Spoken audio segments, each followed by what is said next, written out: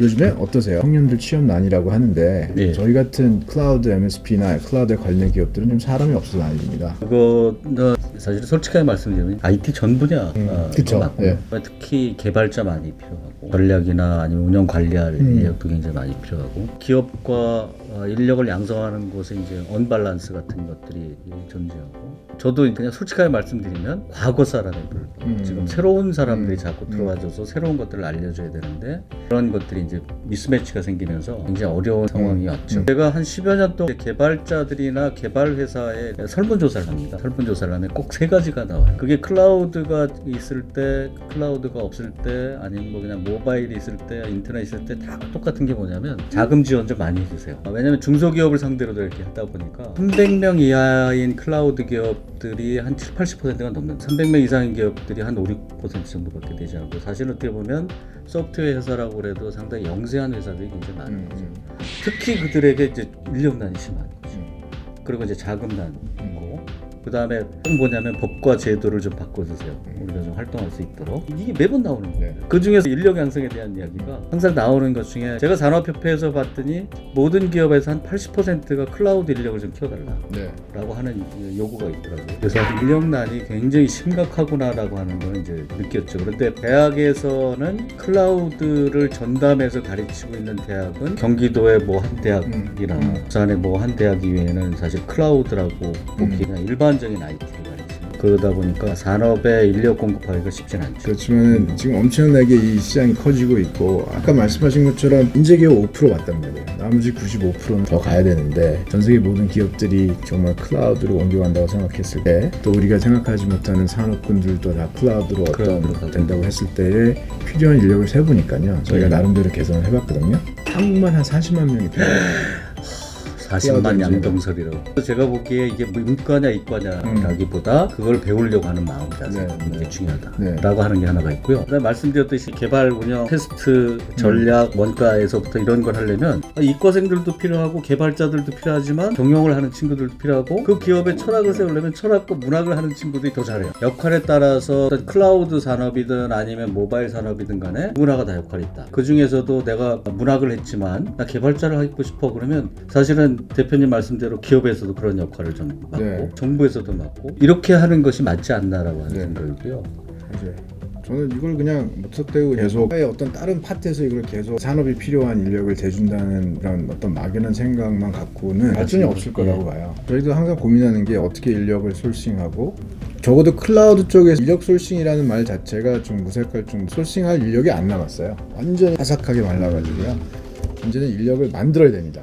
자체 조달해서 써야 되는데 어떻게 해서든 해야 돼요. 대학교, 고등학교, 해외 그래서 트레이닝을 잘하는 회사가 어쩔 수 없이 클라우드 세상을 지배할 거다. 클라우드니까 이제 AI 얘기를 안 할 수가 없는데 AI가 더 보편화되면서 회사마다 어떻게 보면 도덕적인 결정을 할 수 있는 잣대를 만들 수 있는 철학적인 요소도 많이 필요하게 될 거고요. 왜냐하면 이제는 도덕적 결정이 개인이 만드는 게 아니라 클라우드에서 만들 수 있어요. 그럼 그 클라우드를 컨트롤하는 회사 안에 알고리즘이 돌려야 되는데 이런 것들도 정말 커질 거고. 그럼 클라우드와 AI의 관계 어떻게 생각하세요? 어떤 분이 그 얘기를 하더라고요. 밥을 지으려면 쌀이 있어야 되잖아요. 그러면 인공지능이 되려면 데이터가 있어야 되는데 데이터의 보고는 클라우드 아닌가. 거기에 대해서 인정합니다. 그리고 클라우드 기업들의 한 60, 70%는 인공지능을 같이 하고 싶다라고 하는 그 보고서를 제가 어디서 봤어요. 이게 클라우드와 인공지능은 떨어뜨릴 수 없는 인과관계가 있죠. 아까 말씀드렸듯이 브레인리스 로봇이 머리는 내가 가지고 있지 않지만 클라우드에 머리가 있는 것처럼 사실은 그게 지능이지 않습니까? 이제 그러한 연과 관계로 보면 4차 산업혁명에 인간이 지금까지 경험하지 못한 서비스는 인공지능에서 나오는 거잖아요. 그러다 보니까 그것이 이제 지금 핵심 키로다가 돼버렸죠. 어떻게 보면 대표님 말씀대로 우리가 생활 속에서 저는 이제 손 안 대고 코 푼다라고 하는 여기서 나가면서부터 맞춤 서비스를 해주는 모든 것들이 다 인공지능화되어 있는 거고 손정희 회장이 그 얘기를 한 게 기억이 납니다. 세상엔 두 가지 기업이 있는데 하나는 인공지능을 가진 기업과 인공지능을 가지지 못한 기업으로 돼 있다. 이 얘기를 하셨어요. 근데 인공지능의 근본은 사실은 그 밑에는 클라우드가 받치고 있는 거죠. 아까 말씀드렸듯이 비포 클라우드와 애프터 클라우드로 나눌 수 있다는 게 똑같은 얘기가 인공지능과 클라우드는 합체다라고 같이 붙어 있다라고 보는 거죠. Before Cloud, After Cloud 컨스트럭이 굉장히 유용한 것 같아요. 내가 우리 회사가 Before Cloud 세상을 살아가고 있냐, 아니면 After Cloud냐. 그렇죠. 내가 개인으로서 하는데 이게 Before Cloud냐, After Cloud냐. 이제 이렇게 생각하다 보면 마음이 급해질 것 같아요. 많은 기업을 운영하시는 분들이. AI만 해도 솔직히 저도 궁금한 게 우리가 어디까지 와 있는 거냐. 뭐 AI 얘기는 많이 나왔는데 막상 AI고 돈 벌고 있는 회사가 누구지? 얼마 벌고 있지? 이렇게 막 하고 보면 또 그럴까. 어딘가 이렇게 풀리지 않는 숙제 중에 하나죠. AI는 되게 많이 화두가 되고 있는데 그거를 상업화해서 잘 나가고 있는 데가 어딜까? 분명히 구글이나 이런 데는 엄청난 기술이 쌓이고 있는 건 알겠는데 그게 어떻게 지금 표현이 되고 있는지, 자율주행도 아직 경험해보지 못한 사람과 경험해본 사람과 이제 점점 많이 이제 경험하게 될 거고, 지금은 자율주행이다 아니다 알잖아요. 근데 아까 말씀하신 그렇죠. 이게 제대로 되려면은 우리가 못 느껴야 된다. 오늘 클라우드에 대해서 우리 최 교수님 모시고 정말 많은 얘기를 나눴는데, 저도 이제 클라우드 사업을 하니까 여기를 어쩔 수 없이 저는 봐야 됩니다. 그래서 항상 보고 있고, 아무리 제가 따라가려 해도 매일 쏟아져 나오는 클라우드에 관련된 소식을 접하다 보면은 사람으로서 한계를 느껴요. 근데 제가 찾아뵙는 인사이트를 찾는, 그래서 큐레이션된 인포메이션을 찾는 몇 분 안 되는 분이 바로 여기. 그렇게 감사합니다. 그래서 제가 외모로 좀 받쳐줍니다. 그래서 항상 재밌게 유익하게 뭐 유튜브나 올라오는 글들을 잘 읽고 있고요. 오늘 이렇게 또 같이 해주신 여러분들한테도 감사하다는 말씀을 드리고, 마지막 말씀은 이제 최 교수님한테 부탁드리겠지만 저는 이 말씀은 꼭 드리고 싶어요. 대한민국에 엄청난 기회가 왔다. 클라우드라는 세상으로 가면서 이제 Before Cloud, After Cloud로 가는 지금 바로 그 시점입니다. 아직은 After Cloud가 아니에요.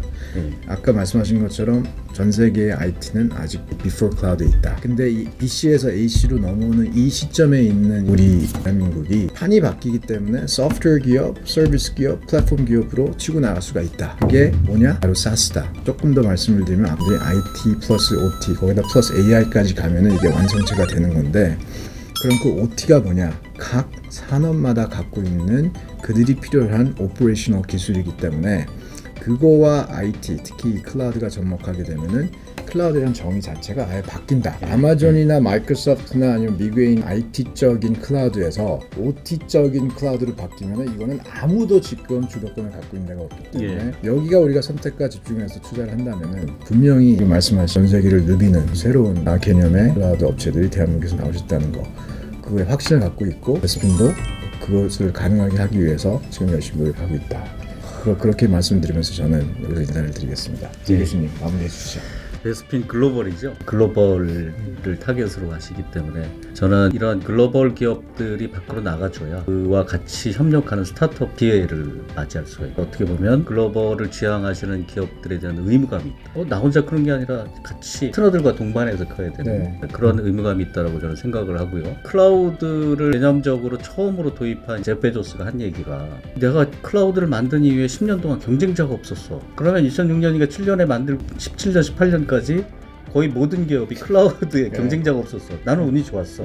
이런 얘기를 한 걸 딱 보고 클라우드의 산업에 대한 부분이 이제 시작이구나. 그러면 경쟁으로 들어가기 전까지는 우리가 빠른 시간 내에 이걸 선점할 필요가 있다. 저는 크고 강한 것보다 작고 빠른 게 더 강력한 힘을 발휘한다고 생각해서, 사실 대표님한테 요청을 드린다고 하면 과거보다 훨씬 더 빠르게 움직여 주시면 그런 기회가 훨씬 더 많을 거다라고 하는 생각이고요. 마지막으로 제가 드리고 싶은 얘기는 뭐냐면, 인터넷은 아무도 얘기하지 않잖아요. 그리고 클라우드를 얘기할 필요도 없는 게, 내가 브레인리스 로봇이라고 할지라도 바로바로 반응을 하고 바로바로 무엇인가 액션을 취할 수 있는 거는 그만큼 인터넷 속도가 빨라졌다고 하는 거죠.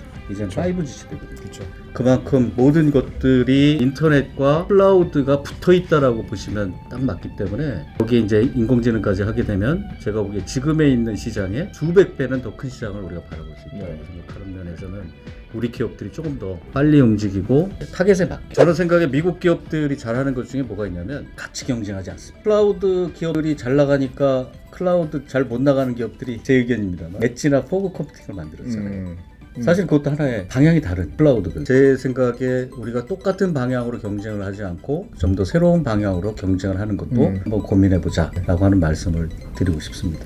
오늘 이렇게 시간 내주신 최 교수님 정말 감사드리고요. 감사합니다. 감사합니다. 네, 감사합니다.